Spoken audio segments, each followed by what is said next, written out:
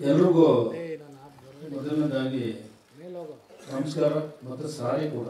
ಯಾಕಂದರೆ ಬೆಳಿಗ್ಗೆ 10:30 ಅಂತ ಪ್ಲ್ಯಾನ್ ಮಾಡಿ 11 ಗಂಟೆಗೆ ಸ್ಟಾರ್ಟ್ ಮಾಡಬೇಕು ಅಂತ ಇತ್ತು. ಈ ಕೆಲವು ನಟರು ಮತ್ತು ಈ ಟ್ರಾಫಿಕ್ ಗೊಂದಲದಿಂದ ಸ್ವಲ್ಪ ಲೇಟ್ ಆಗಿರೋದ್ರಿಂದ ಎಲ್ಲರ ಪರವಾಗಿ ನಾನು ಸಾರಿ ಕೇಳ್ತಾ ಇದ್ದೀನಿ. ಅದಲ್ಲದೆ ಇವತ್ತು ಒಂದು ಟ್ರೈಲರ್ನ ನಾವು ನೋಡಿದಾಗ ನಮಗನ್ನಿಸ್ತು ರಿಸಲ್ಟ್ ಇವತ್ತು ಬಂದಿದೆ ಅಂತ. ಯಾಕೆಂದರೆ ನಮಗೆ ಹೇಳಿದ್ರು, ಇಲ್ಲ ಸರ್ ನಾನು ಈ ಥರ ರೆಡಿ ಮಾಡ್ತಾ ಇದ್ದೀನಿ ಅಂತ ಹೇಳಿದ್ರು. ಒಂದು ಸತಿನೂ ಅವ್ರು ತೋರಿಸ್ಲಿಲ್ಲ. ಆದರೆ ಭಾಳ ಚೆನ್ನಾಗಿ ಮಾಡಿದ್ದಾರೆ. ಅಂದರೆ ಬರೀ ಇದನ್ನೇ ಇಷ್ಟು ಚೆನ್ನಾಗಿ ಮಾಡಿದ್ದಾರೆ ಅಂದರೆ ಮುಂದಕ್ಕೆ ಸಿನಿಮಾ ಯಾವ ರೀತಿ ಮಾಡ್ಬೋದು ಅನ್ನೋದು ಒಂದು ಇಮೇಜು ನಮಗೆ ಆಲ್ರೆಡಿ ಬಂದಾಯಿತು. ಹಾಗಾಗಿ ಅದಕ್ಕೆ ಕಷ್ಟ ಬೀಳಬೇಕು, ನಾವು ಅದಕ್ಕೆ ಶ್ರಮ ಬಿಟ್ಟು ಅದನ್ನು ಒಳ್ಳೆಯ ರೀತಿಯಲ್ಲಿ ಮಾಡಬೇಕು. ಅವ್ರ ಮೇಲೆ ನನಗೆ ನಂಬಿಕೆ ಇದೆ, ತುಂಬ ಚೆನ್ನಾಗಿ ಮಾಡ್ತಾರೆ ಅಂತ ಅಂದ್ಬಿಟ್ಟು ಆ ಜವಾಬ್ದಾರಿನ ಅವ್ರಿಗೆ ನಾನು ಕೊಟ್ಟಿದ್ದೀನಿ. ಅದಲ್ಲದೆ ಕತೆ ಕೂಡ ಭಾಳ ಚೆನ್ನಾಗಿದೆ. ಒಂದು ಹಳ್ಳಿಲಿ ಒಂದು ನಡೆಯುವಂಥ ಸಬ್ಜೆಕ್ಟು, ಅಲ್ಲಿ ಇರುವಂಥ ಜಮೀನ್ದಾರ್ ಇರ್ಬೋದು, ಅಲ್ಲಿರೋ ವಾತಾವರಣ ಇರ್ಬೋದು, ಪ್ರತಿಯೊಂದು ಕೂಡ ಯಾವ ರೀತಿ ಇರುತ್ತೆ ಅನ್ನೋದು ಗೊತ್ತಿರುತ್ತೆ. ಒಂದು ಮೇಲು ಕೀಳು ಅನ್ನೋದು ಒಂದು ಕಡೆ ಆದರೆ, ಒಂದು ಕಡೆ ರಾಜಕೀಯ, ಇನ್ನೊಂದು ಕಡೆ ನಮ್ಮದೇ ನಡಿಬೇಕು ಅನ್ನೋದು ಒಂದು ಈಗೋ, ಇದನ್ನೆಲ್ಲ ಪ್ಲೇ ಆಗ್ತಾ ಹೋಗುತ್ತೆ. ಅದನ್ನು ಮೀರಿ ಅಲ್ಲಿ ಯಾವ ರೀತಿ ಒಬ್ಬ ನಡ್ಕೊಂಡು ಹೋಗ್ಬೇಕು, ಅವನಿಗೆ ಅನ್ಯಾಯ ಆದರೆ ಯಾವ ರೀತಿ ಪ್ರತಿಭಟನೆ ಮಾಡಬೇಕು ಅನ್ನೋದೇ ಮೇಯ್ನ್ ಒಂದು ಥೀಮ್ ಆಗಿದೆ. ಅದನ್ನ ಅವರಿಗೆ ತುಂಬ ಸಾಫ್ಟವಾಗಿದ್ದು, ಭಾಳ ಏನು ಹೇಳಿದ್ರು ಕೂಡ ಅವರು ನಾನು ಮಾಡ್ತೀನಿ, ನಾನು ಬಿಟ್ಟರೆ ನನ್ನ ಕೈಲಿ ಬೇರೆ ಏನೂ ಆಗಲ್ಲ ಅನ್ನೋ ಪರಿಸ್ಥಿತಿಲಿ ಇದ್ದಾಗ, ಅವನಿಗೆ ಏನಾದ್ರು ಒಂದು ಇನ್ಸಿಡೆಂಟ್ ಆದಾಗ ಅದನ್ನು ಸಿಡಿದೆದ್ದು ನಾನೆಲ್ಲ ಮೀರಿ ನಾನು ನಿಲ್ತೀನಿ ಅಂತ ತೋರಿಸೋದೇ ಈ ಸಿನಿಮಾದ ಒಂದು ಉಗ್ರ ತಾಂಡವ ಅಂತ ಅಂದ್ಬಿಟ್ಟು ಹೆಸರಲ್ಲೇ ಹೇಳ್ತಾ ಇದೆ. ಹಾಗಾಗಿ ಇವತ್ತು ಒಂದು ಸಿನಿಮಾಗೆ ಈಗ ಆಲ್ರೆಡಿ ಟ್ರೈಲರ್ ನೋಡಿದ್ದೀರ. ಹೀರೋ ಬಂದು ಶಿರಂತು, ಮತ್ತೆ ಹೀರೋಯಿನ್ ಬಂದು ಸೋನಾ ಅಂತ ಅಂದ್ಬಿಟ್ಟು, ಅವರು ಕೂಡ ಏನು ಒಂದು ರಾಣಿಬೆನ್ನೂರಿಂದ ಬಂದು ಬೆಂಗಳೂರಲ್ಲಿ ಬಹಳ ಕಷ್ಟ ಬಿದ್ದು ಒಂದು ಮಾಡೆಲ್ ಫೀಲ್ಡಲ್ಲಿ ಒಳ್ಳೆ ಹೆಸರು ಮಾಡುವಂಥವ್ರು. ಹಾಗಾಗಿ ಒಂದು ಸಿನಿಮಾ ರಂಗದಲ್ಲಿ ಏನಾದ್ರು ಒಂದು ಸಾಧನೆ ಮಾಡಬೇಕು ಅಂತ ಬಂದಿದ್ದಾರೆ. ಸುಮಾರು ಶಾರ್ಟ್ ಫಿಲಮ್ಗಳೆಲ್ಲ ಮಾಡಿದ್ದಾರೆ. ಈಗ ಅಲ್ಲದೆ ಇದು ಫಸ್ಟು ಒಂದು ಮೂವಿ ಆದರೂ ಕೂಡ ಆಲ್ರೆಡಿ ಅವ್ರಿಗೆ 2 ಸಿನಿಮಾ ಕೂಡ ಅವರಿಗೆ ಬುಕ್ ಆಗಿದೆ. ಒಂದು ಏನು ನಾನೇ ಚೀಫ್ ಮಿನಿಸ್ಟರ್ ಅಂತ ಒಂದು, ಇನ್ನೊಂದು ಚಿತ್ರಸಂತೆ ಇದರಲ್ಲಿ ಒಂದು ಲಾಸ್ಟ್ ಕಾಲ್ ಅಂತ ಕೂಡ ಒಂದು ಅನೌನ್ಸ್ ಆಯಿತು. ಹಾಗಾಗಿ ಒಂದು 3 ಸಿನಿಮಾ ಅವ್ರ ಕೈಲಿದೆ. ಹಾಗಾಗಿ ಅವರು ಭಾಳ ಎತ್ತರಕ್ಕೆ ಬೆಳೀಲಿ, 100 ಸಿನಿಮಾ ಅವ್ರು ಸಿಗಲಿ ಅಂತ ಆಶಿಸ್ತಾ, ಈ ಸಿನಿಮಾ ಭಾಳ ಚೆನ್ನಾಗಿ ಬರಲಿ ಅಂತ ಹೇಳ್ತಾ, ಮಧುಬಾಲ ಅವರು ಕೂಡ ಒಂದು ತೆಲುಗು ಹೀರೋಯಿನ್ನು, ಸುಮಾರು 5-6 ಸಿನಿಮಾಗಳಲ್ಲಿ ಅವರು ಹೀರೋಯಿನ್ ಆಗಿ ಮಾಡಿದ್ದಾರೆ. ಅದಲ್ಲದೆ ಸುಮಾರು ತೆಲುಗು ಸೀರಿಯಲ್ಗಳು ಮಾಡಿದ್ದಾರೆ. ಇವತ್ತು ಏನು ಆಂಧ್ರ ಬಿಟ್ಟು ಕರ್ನಾಟಕದ ಜನನ ನಂಬಿಕೊಂಡು ಈ ಕನ್ನಡಿಗರು ರಾಷ್ಟ್ರವಾದ ಬೇಕು ಅಂತ ಇಲ್ಲಿ ಬಂದಿದ್ದಾರೆ. ಹಾಗಾಗಿ ಅವ್ರಿಗೂ ಕೂಡ ಈ ಒಂದು ಸಿನಿಮಾದಲ್ಲಿ ಕೂಡ ಏನು ಸೆಕೆಂಡ್ ಹೀರೋಯಿನ್ ಮತ್ತು ನೆಗೆಟಿವ್ ಕ್ಯಾರೆಕ್ಟರ್ ಅವ್ರು ಇರೋದ್ರಿಂದ ಈ ಸಿನಿಮಾನೂ ಮಾಡ್ತಾ ಇದ್ದಾರೆ. ಜೊತೆಗೆ ನಾನು ಏನು ಲಾಸ್ಟ್ ಕಾಲು ಮತ್ತು ಅದರಲ್ಲಿ ಒಂದು ಪೊಲೀಸ್ ಆಫೀಸರ್ ಆಗಿ ಸೆಕೆಂಡ್ ಹೀರೋಯಿನ್ ಆಗಿ ವರ್ಕ್ ಮಾಡ್ತಾ ಇದ್ದಾರೆ. ಜೊತೆಗೆ ಅದಲ್ಲದೆ ನಮಗೆ ಒಂದು ಏನು ನಾನೇ ಚೀಫ್ ಮಿನಿಸ್ಟರ್ ಅಂತ ಹೇಳೋದು, ಅದರಲ್ಲೂ ಕೂಡ ಅವರು ಕ್ಯಾರೆಕ್ಟರ್ಗಳು ಮಾಡ್ತಾ ಇದ್ದಾರೆ. ಹಾಗಾಗಿ ಅಶ್ವಿನಿ ಕೂಡ ಅವರು ಕೂಡ ಹುಬ್ಳಿಯಿಂದ ಬಂದಂಥವ್ರು. ಒಂದು ನಾನು ಸಿನಿಮಾದಲ್ಲಿ ನಟನೆ ಮಾಡಬೇಕು, ಇಲ್ಲೇ ಒಂದು ಸಾಧನೆ ಮಾಡಬೇಕು ಅಂತ ಬಂದಂಥವ್ರು. ಇವ್ರಿಗೆಲ್ಲ ಒಂದು ಯಶಸ್ಸು ಸಿಗಲಿ. ಅದಲ್ಲದೆ ಕಿರಣ್ ಅವನು ಕೂಡ ಒಂದು ಬಿಸ್ನೆಸ್ ಲೆವೆಲಲ್ಲಿದ್ದು ಈಗ ಒಂದು ಸಿನಿಮಾಗೆ ಒಂದು ಆ್ಯಕ್ಟ್ ಮಾಡಬೇಕು ಅಂತ ನಾನೇ ಅವನ್ನ ಫೋರ್ಸ್ ಮಾಡಿ ಕರ್ಕೊಂಡ್ಬಂದಿದ್ದೀನಿ. ಅವನಿಗೆ ಇದಿರಲಿಲ್ಲ. ಆದರೆ ಈ ಫೀಲ್ಡಲ್ಲಿ ದೇವರು ಒಂದು ಆಶೀರ್ವಾದ ಮಾಡಿ ನೀವು ಕೂಡ ಅವ್ರನ್ನ ಕೈ ಹಿಡಿಬೇಕು ಅಂತ ಕೇಳಿಕೊಂಡು, ಜೊತೆಗೆ ಮೇಡಮ್ ಒಂದು ಕ್ವಶನ್ ಕೇಳಿದ್ರು, ಈ ಸಿನಿಮಾ ರಂಗಕ್ಕೆ ಬರೋಕ್ಕೆ ಕಾರಣ ಏನು ಅಂತ. ಇದು ಈ ಅಂಟು ನೆಂಟು ಬಿಡೋದಿಲ್ಲ. ಒಂದ್ಸತಿ ಅಂಟುಕೊಂಡ್ರೆ ಸಾಮಾನ್ಯ ಹೋಗಲ್ಲ. ನೆಂಟು ಒಂದ್ಸತಿ ನೆಂಟು ಸ್ಥಾನ ಬೆಳೆದು ಬಿಟ್ರೆ ಅದು ನಮ್ಮಿಂದ ಹೋಗಲ್ಲ ಅಂತ. ಯಾಕೆ ನೀನು ಹೇಳ್ತೀನಿ ಅಂದರೆ, ನಾನು ಹಿಂದೆ ಸುಮಾರು 89, 90 ಸಮುದಾಯದಲ್ಲಿ ನಾನು ಒಬ್ಬ ಆರ್ಟಿಸ್ಟ್ ಆಗಿ ವರ್ಕ್ ಮಾಡ್ತಾ ಇದ್ದೆ, ನಟನಾಗಿ ಫೀಲ್ಡಲ್ಲಿ ಇದ್ದು ಅಂತ. ನಾನು ಸುಮಾರು 83, 84 ಸ್ಟೇಟ್ ಲೆವೆಲ್ ಅವಾರ್ಡ್ ಬಂತು ಬೆಸ್ಟ್ ಆಕ್ಟರ್ ಅಂತ. ಅದಲ್ಲದೆ 89, 90 ಒಂದು ಘಟನೆ ಅಂತ ಒಂದು ಸಿನಿಮಾ ಮಾಡಬೇಕು ಅಂತ ಅಂದ್ಬಿಟ್ಟು ವಿನೋದ್ ರಾಜ್ ಹಾಕ್ಕೊಂಡು ಅವ್ರಿಗೆ ಅಡ್ವಾನ್ಸ್ ಮಾಡಿ, ಆಮೇಲೆ ಚೀವಿ ಶಂಕರ್ 2 ಸಾಂಗು, ವ್ಯಾಸರಾವ್ 1, ಶ್ರೀರಂಗ 1, ಅವರ ಒಂದು 4 ಸಾಂಗುಗಳನ್ನ ನಾನು ಮಾಡಿಸಿದ್ದೆ. ಅದಲ್ಲದೆ ಒಂದು ಕುಣಿಗಲ್ ನಾಗಭೂಷಣ್ ಅವ್ರಿಗೆ ಡೈಲಾಗ್ ಕೊಟ್ಟಿದ್ದೆ, ಡೈಲಾಗ್ನು ಕೂಡ ಮಾಡಿ. ಜೊತೆಗೆ ಒಂದು ಏನು ಸಂಕೇತ್ ಅಂತ ಒಂದು ಸ್ಟುಡಿಯೋ ಇತ್ತು, ಗೊತ್ತಿರ್ಬೇಕು, ಫಿಲಮ್ ಚೇಂಬರಲ್ಲಿ. ಅದು ತೆಗೆದುಬಿಟ್ರು. ಅಲ್ಲಿ ನಾನು ಸಾಂಗ್ ರೆಕಾರ್ಡಿಂಗ್ ಮಾಡಿದೆ, ಮನೋರಂಜನ್ ಪ್ರಭಾಕರ್ ಅಂತ ಇಟ್ಕೊಂಡು. ಆಗ ಬಂದಂಥ ನೆಂಟು ಇದು. ಆ ಒಂದು ಇದು ನನಗೆ ಅಲ್ಲಿ ಆ ಟೈಮಲ್ಲಿ ನನಗೆ ಕೈ ಹಿಡಿಲಿಲ್ಲ. ಜೊತೆಗೆ ನನ್ನ ಒಂದು ಬ್ಯಾಕ್ ಬೋನ್ ಅಂತ ಯಾರೂ ಇರಲಿಲ್ಲ. ನಾನು ಮುಂದುವರಿಯೋದಕ್ಕೆ ಯಾರು ನನ್ನ ಪುಷ್ ಮಾಡಲಿಲ್ಲ. ಹಾಗಾಗಿ ನಾನು ಏನು BSNL ಅಲ್ಲಿ ನಾನು ಒಬ್ಬ ಆರ್ಡಿನರಿ ಎಂಪ್ಲಾಯ್ ಆಗಿದ್ದೆ, ಒಬ್ಬ ಡಿಸ್ಟ್ರಿಕ್ಟ್ ಸೆಕ್ರೆಟರಿ ಆದೆ, ಕರ್ನಾಟಕ ಸರ್ಕಲ್ ಲೀಡರ್ ಆದೆ. ಅದಾದಮೇಲೆ ಏನು ಟೆಲಿಕಾಂ ಹೌಸಿಂಗ್ ವೆಲ್ಫೇರ್ ಟ್ರಸ್ಟ್ ಅಂತ ಅಂದ್ಬಿಟ್ಟು ಒಂದು ಸಂಸ್ಥೆಯ ಒಬ್ಬ ಅಧ್ಯಕ್ಷನಾಗಿ, ಮತ್ತು ಮೇಡಮ್ ಆಲ್ರೆಡಿ ಹೇಳಿದ್ದಾರೆ, ಒಬ್ಬ ಸೋಷಿಯಲ್ ವರ್ಕರ್ ಆಗಿ, ಒಬ್ಬ ಪ್ರೊಡ್ಯೂಸರ್ ಆಗಿ ಬಂದಿದ್ದೀನಿ. ಈಗ ನಿಮ್ಗೆ ಆನ್ಸರ್ ಸಿಕ್ಕಿದೆ ಅನ್ಸುತ್ತೆ ಮೇಡಮ್, ನಾನು ಯಾಕೆ ಈ ಸಿನಿಮಾ ಫೀಲ್ಡ್ ಬಂದೆ ಅಂತ. ಯಾಕೆಂದರೆ ಅವಾಗ ಮಾಡದೇ ಇರೋಂಥ ಅಚ್ಚು ಈಗ ಮಾಡಬೇಕು, ಈಗ ಏನಾದ್ರು ಸಾಧನೆ ಮಾಡಲೇಬೇಕು, ನಿಲ್ಲಲೇಬೇಕು ಅಂತ ಬಂದಿದ್ದೀನಿ. ಬ್ಯಾಕ್ ಅಂತೂ ಹೋಗಲ್ಲ, ಅಷ್ಟೊಂದು ಗ್ಯಾರಂಟಿ.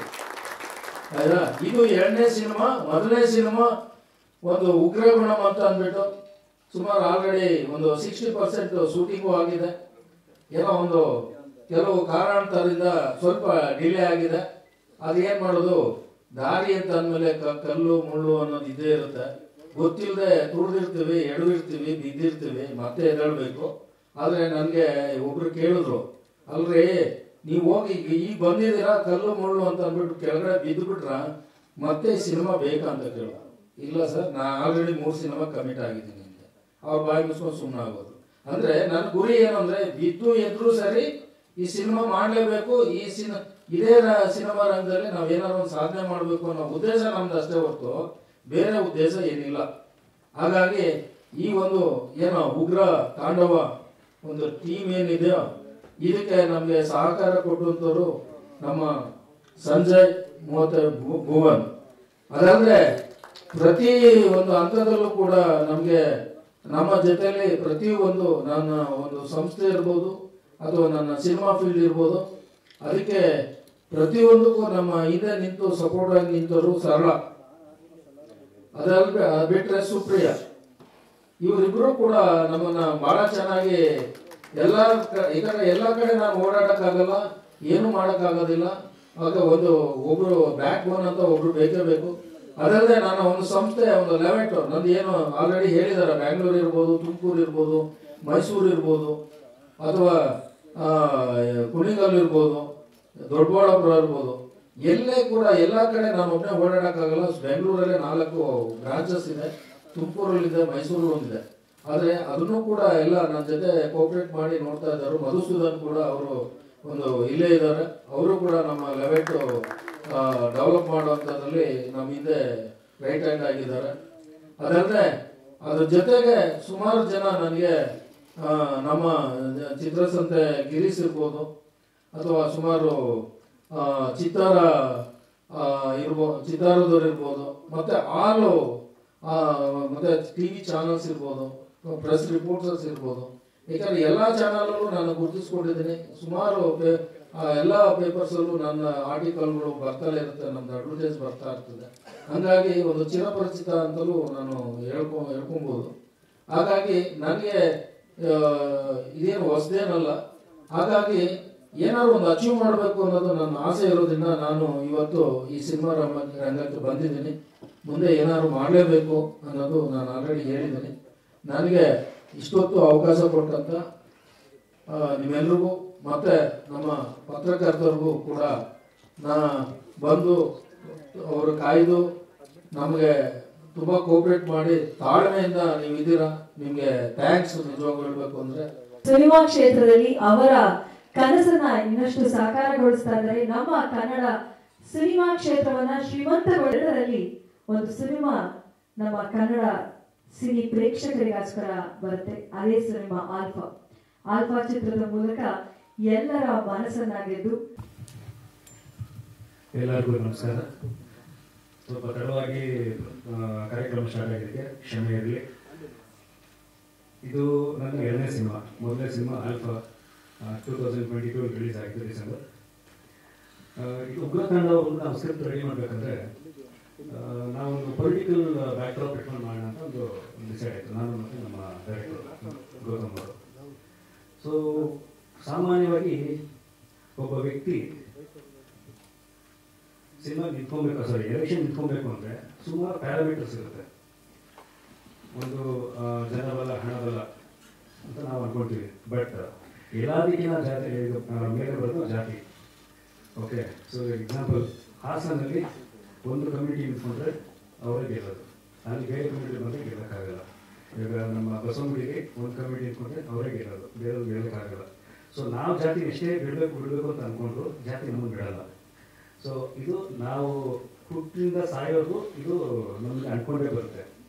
ಸೊ ಇದು ಒಂದು ಎಳೆ ಇಟ್ಕೊಂಡು ಡೆವಲಪ್ಮೆಂಟ್ ಹೆಂಗಿರುತ್ತೆ. ಸೊ ಬೇಸಿಕಲಿ ನಾವೇನು ಅದ್ಭುತವಾಗಿ ಕಥೆ ಮಾಡ್ತೀವಿ ಅಂತ ಹೇಳ್ತಾರ, ನಾನು ಹೇಳ್ತಾರದು ಇಲ್ಲಿ ನಮ್ಮ ಸುತ್ತಮುತ್ತ ಸಮಾಜದಲ್ಲಿ ಏನು ನಡೀತಿದೆ ಅದಕ್ಕೊಂದು ಕೈಗನ್ನಡಿ, ಇದೊಂದು ಪ್ಯಾರಾಮೀಟರ್. ಸೊ ಇದರಲ್ಲಿ ಎಲ್ಲ ಒಂದು ಕಮರ್ಷಿಯಲ್ ಎಲಿಮೆಂಟ್ಸ್ ಆ್ಯಡ್ ಮಾಡಿದ್ವಿ. ಇಲ್ಲಿ ಲವ್ ಸ್ಟೋರಿ ಇರುತ್ತೆ, ಫೈಟ್ ಇರುತ್ತೆ, ಮೇನ್ಲಿ ಫೈಟು. ಬಿಕಾಸ್ ನಮ್ಮದು ಬ್ಯಾಕ್ಗ್ರೌಂಡ್ ಬಂದ್ಬಿಟ್ಟು ನಮ್ಮ mix marshal art boxer. Okay, so ಅದನ್ನ ಎಷ್ಟು ನಾವು ಯುಟಿಲೈಸ್ ಮಾಡ್ಕೊಬೋದು ಫಿಲ್ಮಲ್ಲಿ. ಸೊ ಇದನ್ನ ಯೂಸ್ ಮಾಡ್ಕೊತಾ ಇದ್ದೀವಿ. ಆಮೇಲೆ ಇದು ಕಂಪ್ಲೀಟ್ ಒಂದು ಮಲೆನಾಡಲ್ಲಿ ನಡೆಯುವಂಥ ಒಂದು ಕತೆ. ಒಂದು ಜಮೀನ್ದಾರು ಮತ್ತು ಜಮೀನ್ದಾರ ಜೊತೆ ಕೆಲಸದವರು, ಇವರಿಬ್ಬರು ಸಂಬಂಧ ಹೆಂಗಿರುತ್ತೆ, ಹೆಂಗೆ ಟ್ರಾವೆಲ್ ಆಗುತ್ತೆ, ಏನೊಂದು ಟ್ರಿಗರ್ ಪಾಯಿಂಟಲ್ಲಿ ಹೀರೋ ಹೆಂಗೆ ಏನೋ ವಿಲನ್ ಮೇಲೆ ತಿರುಗ್ತಾನೆ, ಅಂದರೆ ಹೀರೋನ ವಿಲನ್ ಮೇಲೆ ತಿರುಗ್ತಾನೆ. ಸೊ ಇದು ಕಂಪ್ಲೀಟ್ ಒಂದು ಆ್ಯಕ್ಷನ್ ಓರಿಯೆಂಟೆಡ್ ಡ್ರಾಮಾ. ಇದು ಆ್ಯಕ್ಷನ್ ಜಾನರಲ್ಲಿ ಮಾಡಿದ್ದು ಸಿನಿಮಾ. ಸೊ ನಿಮ್ಮನ್ನು ರನ್ಸೋ ಜವಾಬ್ದಾರಿ ನಮ್ಮದು. ಆದರೆ ನಾವು ಆದಷ್ಟು ಬೇಗ ಶೂಟಿಂಗ್ ಸ್ಟಾರ್ಟ್ ಮಾಡ್ತಾ ಇದ್ದೀವಿ. ನವೆಂಬರ್ 10ರಿಂದ ಶೂಟಿಂಗ್ ಸ್ಟಾರ್ಟಿಂಗ್, ನೆಕ್ಸ್ಟ್ ಸೋಮವಾರದಿಂದ. ಆದಷ್ಟು ಬೇಗ ನಿಮ್ಮ ಮುಂದೆ ಬೆಳ್ಳಿ ಪರದೆಯನ್ನು ಬರ್ತೀವಿ. Thank you. ಜೊತೆಯಿಂದ ಸಿನಿಮಾಗೆ ಬಂದಿದ್ದು ಬ್ರಾಟನ್ ಕಂಪ್ನಿಗೆ ಸೋಮರಾಜ್ ಅಂತ ಇದ್ರು, ಮತ್ತೆ DK ಬುದ್ಧರಾಜ್ ಜೊತೆ ರೇವಣ್ಣ ಅಂತ ಇದ್ರು, ಈಗ ಆರ್ಟ್ ಡೈರೆಕ್ಟರ್ ಆಗಿದ್ರು. ಇದರೊಳಗೆ ದಿವಂಗತರಾಗಿದ್ದಾರೆ. ಮೊದಲ ಪರಿಚಯ ನಮ್ಮ ಅಲ್ಫಾ ಸಿನಿಮಾದಲ್ಲಿ ಚರಣ್ ಸರ್ ನಮಗೆ ಪರಿಚಯ ಆದರು. ಪರಿಚಯ ಆಗಿ ಬರವಣಿಗೆ ನಮ್ಮ ಕೈಲೇ ಮಾಡಿಸಿದ್ರು. ಮತ್ತೆ ನನ್ನ ಕೆಲಸದ ಅನುಭವ ನೋಡ್ಬಿಟ್ಟು ನೆಕ್ಸ್ಟ್ ಸಿನಿಮಾಗೆ ಅವರೇ ಡೈರೆಕ್ಷನ್ ಮಾಡ್ಬೇಕಂತಿದ್ರು. ನೀವು ಮಾಡಿ ನಿಮ್ಮೊಂದು ಅವಕಾಶ ಕೊಟ್ಟು ಇಷ್ಟು ವರ್ಷ ಸಿನಿಮಾದಲ್ಲಿ ಇದ್ದೀರಾ ಅಂತ ಅವಕಾಶ ಕೊಟ್ಟಿದ್ದಾರೆ ಸರ್. ಅವರು ಒಂದು ನಿರ್ದೇಶಕರು ಇದ್ದಾರೆ, ಅವರಲ್ಲಿ ಒಬ್ಬ ಬರಹಗಾರನು ಇದ್ದಾರೆ. ಅವ್ರ ಜೊತೆ ಕೆಲಸ ಮಾಡೋಕ್ಕೆ ಎಂಥ ಉತ್ಸವವನ್ನು ಅವ್ರ ಹತ್ರ ತಗೊಂಡು ಕೆಲಸ ಮಾಡ್ಬೋದು. ನನಗೊಂದು ಅನುಭವಕ್ಕೆ ಅವರೊಂದು ಅವಕಾಶ ಕೊಟ್ಟಿದ್ದಾರೆ. ತುಂಬಾ ಹಿರಿಯರು ನಮ್ಮನ್ನೆಲ್ಲ ಬಳಸ್ಕೊಂಡಿದ್ದಾರೆ, ಅವ್ರ ಹೆಸರು ಹಾಕೊಂಡಿದ್ದಾರೆ, ನಮ್ಮಿಂದ ಕೆಲಸ ತಗೊಂಡಿದ್ದಾರೆ. ಆದ್ರೂ ಯಾರು ನಮ್ಗೊಂದು ಗುರುಸ್ಲಿಲ್ಲ. ನಮ್ಗೆ ಚರಣ್ ಸರ್ ಒಂದು ಕೆಲಸ ಕೊಟ್ಟು ನಿರ್ದೇಶನ ಜವಾಬ್ದಾರಿ ಕೊಟ್ಟು ನನ್ನ ಕೆಲಸ ನಂಬಿ ಕೊಟ್ಟಿದ್ದಾರೆ. ಅವ್ರಿಗೆ ಹಾಗೂ ನಿರ್ಮಾಪಕರಿಗೆ ನನ್ನ ಕಡೆಯಿಂದ ಧನ್ಯವಾದ ಹೇಳ್ತೀನಿ ಸರ್. ಹಾಯ್ ಎಲ್ರಿಗೂ ನಮಸ್ಕಾರ. ನಾನು ಸೋನಾರಲ್ವಾ. ನನಗೆ ಚಿಕ್ಕ ವಯಸ್ಸಿಂದನೂ ಒಂದು ಆರ್ಟಿಸ್ಟ್ ಆಗಬೇಕು ಅಂತ ತುಂಬಾನೇ ಆಸೆ ಇತ್ತು. ಸೊ ಆ ಕಾರಣಕ್ಕೆ ನಾನು ಬೆಂಗಳೂರಿಗೆ ಬಂದೆ, ಮಾಡಲಿಂಗ್ ಜಾಯ್ನ್ ಆದೆ, ಆರ್ಟಿಸ್ಟ್ ಆಗ್ಬೋದು ಅಂತ. ತುಂಬ ವರ್ಷಗಳ ನಂತರ ನನಗೆ ಡಾಕ್ಟರ್ ನರಸಿಂಹಮೂರ್ತಿ ಸರ್ ಸಿಕ್ಕಿದ್ದು. ಅವರು ಕೊಟ್ಟಿರೋ ಆಪರ್ಚುನಿಟಿಲಿ ಈಗ ನಾನು ಚಿರಂತ್ ಅವರ ಸಿನಿಮಾಲಿ ನಾನು ಉಗ್ರ ತಾಂಡವಂ ಸಿನಿಮಾಲಿ ನಾನು ವರ್ಕ್ ಮಾಡ್ತಾ ಇದ್ದೀನಿ, ಅಂದರೆ ಹೀರೋಯಿನ್ ಆಗಿ ನಟಿಸ್ತಾ ಇದ್ದೀನಿ. ನನಗೆ ತುಂಬಾ ಖುಷಿ ಇದೆ ಈ ಪ್ರಾಜೆಕ್ಟಲ್ಲಿ ನಾನು ನಟಿಸ್ತಾ ಇದ್ದೀನಿ ಅಂತ. ಮೋರೋವರ್ ಡಾಕ್ಟರ್ ನರಸಿಂಹಮೂರ್ತಿ ಸರ್ ನನಗೆ 3 ಪ್ರಾಜೆಕ್ಟ್ಸ್ನ ಕೊಟ್ಟಿದ್ದಾರೆ. ಅದನ್ನು ನಾನು ತುಂಬಾ ಚೆನ್ನಾಗಿ ಮಾಡ್ತೀನಿ ಅನ್ನೋ ಕಾನ್ಫಿಡೆನ್ಸು ನನಗಿದೆ. Thank you so much sir, ನನಗೆ ಆಪರ್ಚುನಿಟಿ ಕೊಟ್ಟಿದ್ದಕ್ಕೆ. Thank you.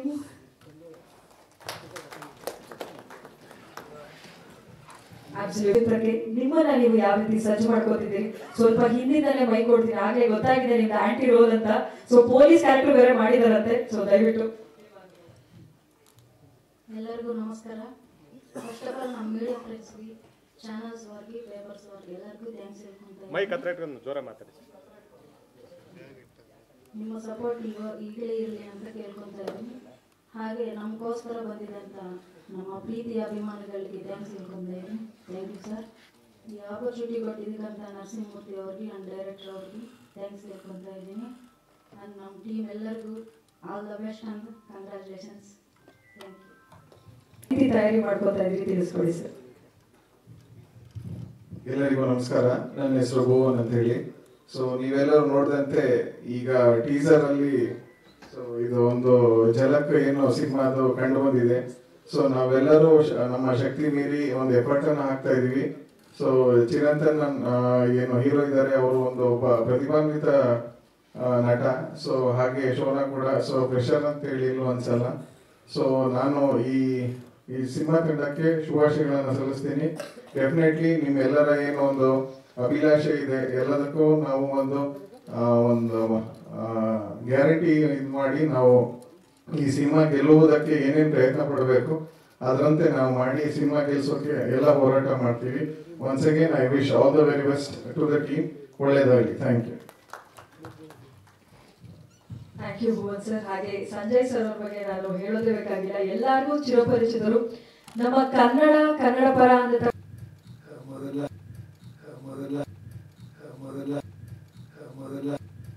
ಮೊದಲಾಗಿ ಡಾಕ್ಟರ್ ನರಸಿಂಹಮೂರ್ತಿ ಸರ್ ಅವ್ರಿಗೆ ತುಂಬ ಹೃದಯದಿಂದ ಥ್ಯಾಂಕ್ಸ್. ಯಾಕೆಂದರೆ ಅವರಿಲ್ಲ ಅಂದರೆ ಈ ಸಿನಿಮಾ ಆಗ್ತಾನೆ ಇರಲಿಲ್ಲ. ಸೊ ಹಾಗಾಗಿ sir heartful thank you sir. ಹಾಗೂ ನಮ್ಮ ಚಿತ್ರದ ಹೀರೋ ಚಿರಂತ್ ಹಾಗೂ ನಿರ್ದೇಶಕರು ಗೌತಮ್ ಸೂರ್ಯ ಅವರು ಎಲ್ಲರೂ ಇದು ಎಫರ್ಟ್ಸ್ ಹಾಕಿ ತುಂಬ ಕಷ್ಟದಿಂದ ಮಾಡ್ತಾ ಇದ್ದಾರೆ.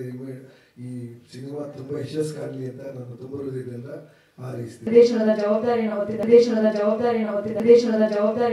ದೇಶ ಸಿನಿಮಾದವರ ಜೊತೆ ಯಾವ ರೀತಿ ಜೋಡಿಸ್ಕೊಳ್ತಾ ಇದ್ದೀರಿ?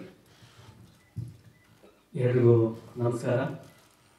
ಮೊದಲಿಗೆ ಈ ಚಿತ್ರಕ್ಕೆ ನನಗೆ ಅವಕಾಶ ಕೊಡುವಂತಹ ಚಿರಂತ್ ಮತ್ತು ನಿಮ್ಮ ಬಗ್ಗೆ ಧನ್ಯವಾದ ಅರ್ಪಿಸ್ತೀನಿ.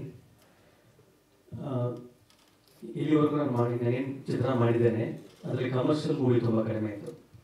ಇದು ನನಗೊಂದು ಒಳ್ಳೆಯ ಅವಕಾಶ ಅಂತ ನಾನು ಸ್ವೀಕಾರ ಮಾಡಿದ್ದೇನೆ. ಸಾಧ್ಯವಾದಷ್ಟು ಕಮರ್ಷಿಯಲ್ ಆಗಿ ಎಲ್ಲರೂ ಮೆಚ್ಚುವಂತಹ ಸಂಗೀತ ಕೊಡೋ ಪ್ರಯತ್ನ ಮಾಡ್ತೀನಿ. ನಿಮ್ಮ ಪ್ರೋತ್ಸಾಹ, ಅಭಿಮಾನ ಹೀಗೆ ಎಲ್ಲರೂ ಕೇಳ್ಕೊತೀನಿ. ಧನ್ಯವಾದಗಳು. ನಮಸ್ಕಾರ.